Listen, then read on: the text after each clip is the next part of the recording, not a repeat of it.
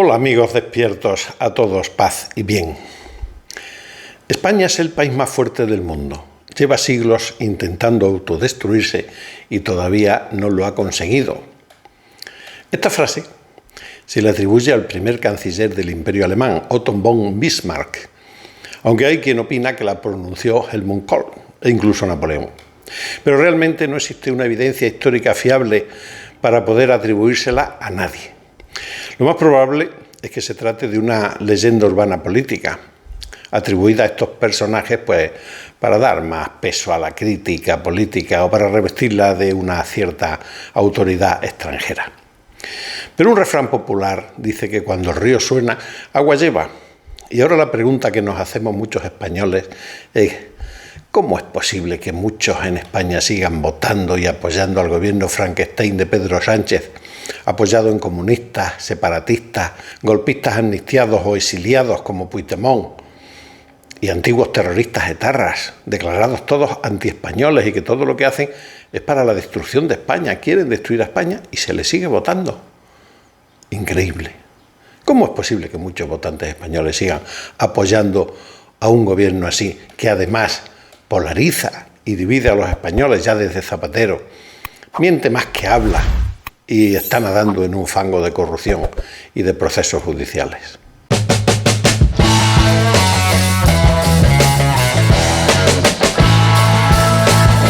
Pues la respuesta está muy clara, es el odio a España, a lo que es España, a lo que significa y representa en el mundo.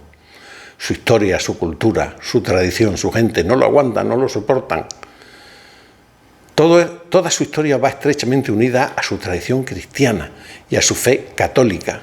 Y esto es algo que el oscuro, el oponente, o como le queramos llamar, que ya sabéis quién es, pues no nos puede perdonar. Efectivamente, por mucho que nos duela, debemos reconocer este hecho.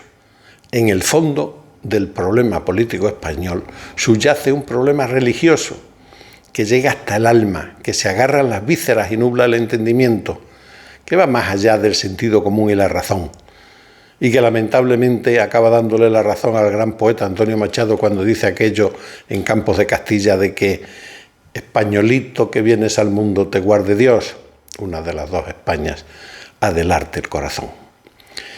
Y es que es cierto, aunque a muchos les parezca absurdo, todo problema político encierra un problema religioso y viceversa, como diría muy bien Gilbert Keith Chesterton, aunque no aparezca de forma literal en sus obras conocidas, pero sí dijo cosas como: cuando los hombres dejan de creer en Dios, no es que no crean en nada, sino que creen en cualquier cosa.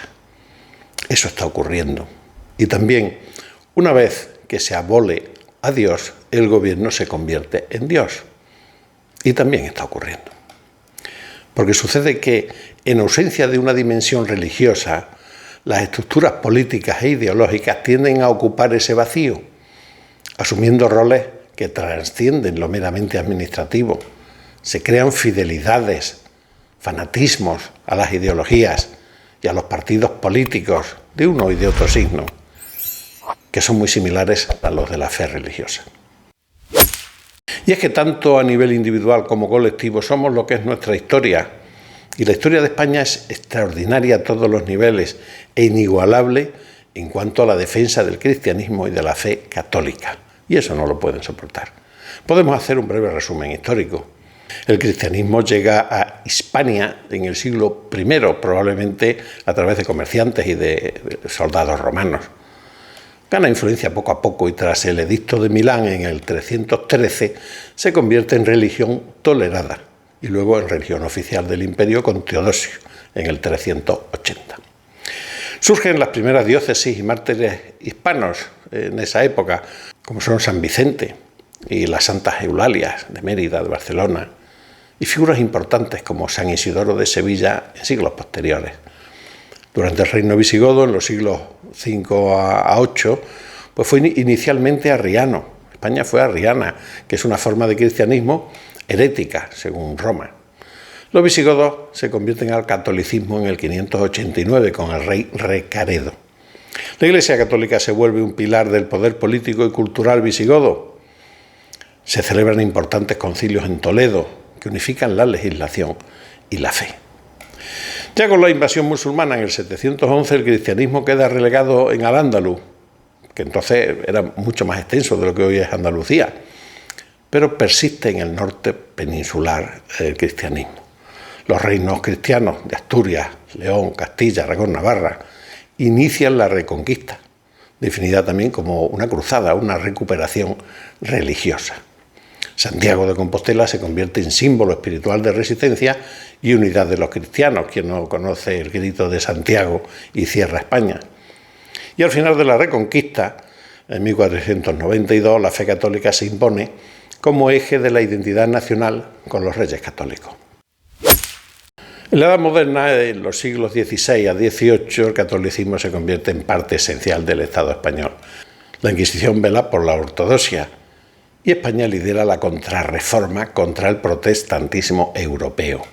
A partir del descubrimiento de América con Colón, la evangelización del Nuevo Mundo se convierte en un mandato religioso y político, en algo extraordinario, que no lo aguantan, el oscuro. Se consolida el nacionalcatolicismo, donde la fe y la corona caminan unidas.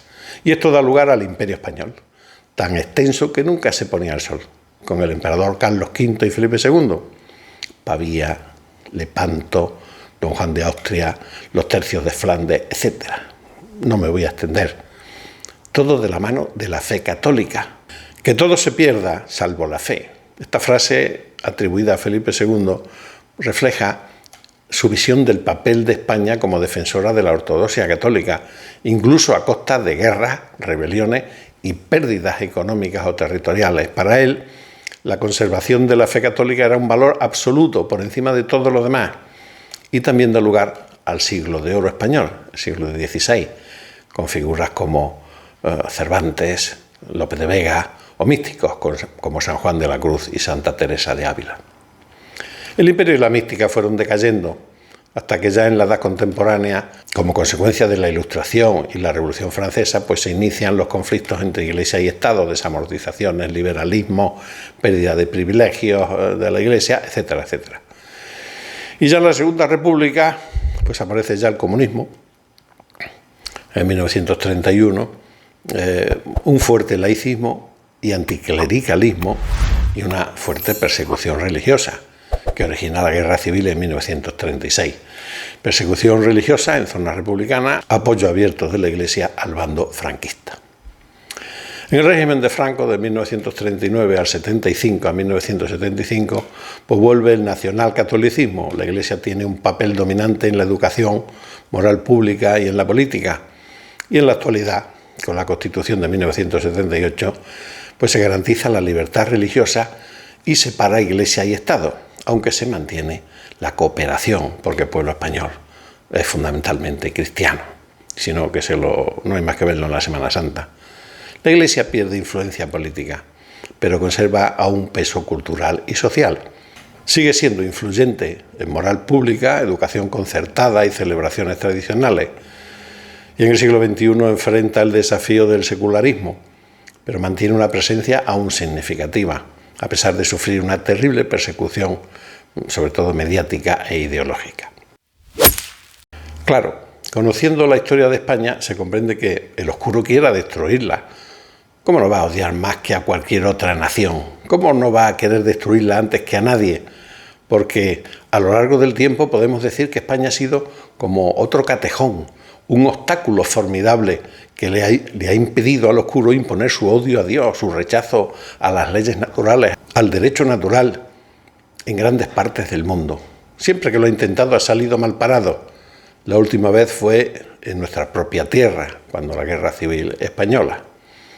Y ahora de nuevo lo vuelve a intentar, pero esta vez de un modo más civilino y refinado, insuflando a muchos de nuestros hermanos compatriotas ese rechazo visceral a la religión católica, que no a otras como la musulmana, por ejemplo, que contrariamente incluso la defienden. No, esta vez no son tan descarados. Ahora el ataque es fundamentalmente ideológico y se proyecta a través de la ideología woke, y cuya finalidad es convertir a las personas en peleles vulnerables, seducidos y confundidos, vendiéndoles un falso buenismo, alejado totalmente de Dios, del derecho y de la ley natural, del sentido común e incluso de la razón humana más elemental. Ya sabéis, si queréis poder ser legalmente, según el derecho positivo creado por el hombre, pues hombres, mujeres o cocodrilos. Pero el oscuro está perdido y lo sabe, porque sabe del tiempo y del espacio-tiempo. Por mucho que emplee en ello sus siniestras fuerzas rebeldes, lo sabe que va a perder. Porque sabe que España, como ya dijo alguien que se fue, sigue siendo, por su herencia histórica recibida y por sus genes, la reserva espiritual de Occidente. Por mucho que a muchos les duela.